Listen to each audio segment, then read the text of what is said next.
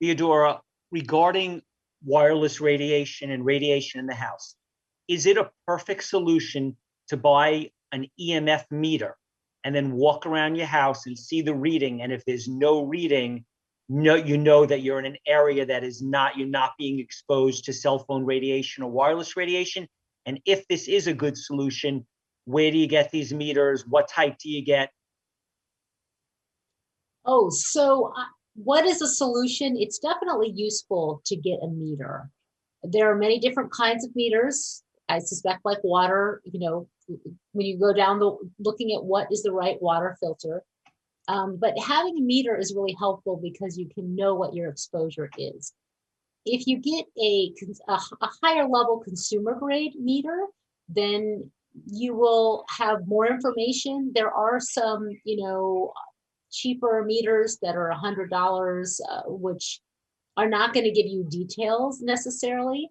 So I guess I would say it is important to know the numbers, because I tell you, when I got my meter is when I realized, oh my goodness, my home cordless phone that I'm using now more than ever, because I thought, well, I won't use my cell phone. I will use the home cordless phone, not knowing, not fully researching at the time. This was when I first learned about the issue, that home cordless phones are kind of like mini cell towers in your home. So that meter helped me identify this exposure that was right near my head for so many hours a day.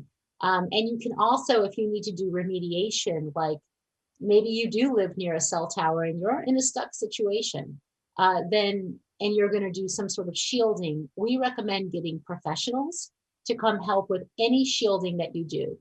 But jumping back to the simple steps, getting your nighttime space cleaned out, we've got research and simple steps on our website on that.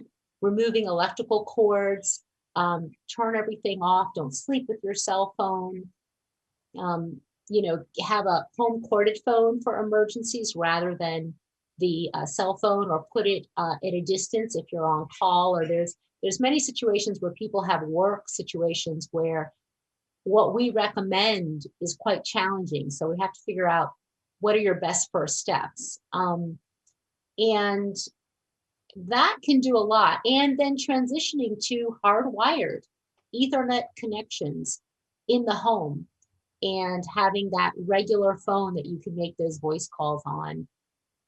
Now, in the time of 5G and the Internet of Things, it's getting a little bit more challenging because there's all these new things that people have, like Alexa, virtual speakers, home security systems.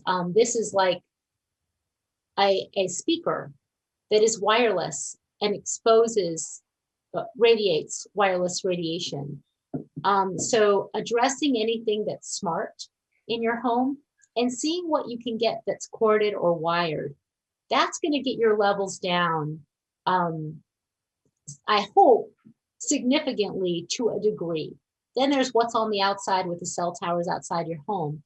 And you can measure that with a meter, and you may need to get some help about where to put, if you want to do shielding, or maybe you want to move your bed away from the wall if there's a smart meter on it, for example. So I think a meter is very important, but there are a lot of other steps to do as well. And we have on our website links to safe living technology and other places where you can buy meters and other products like things for blue light, and also Ethernet cords and so forth. We have a step-by-step on how to hardwire your computer, for example. So I bought a meter, and I found that my fax machine somehow had Wi-Fi in it, which I didn't know.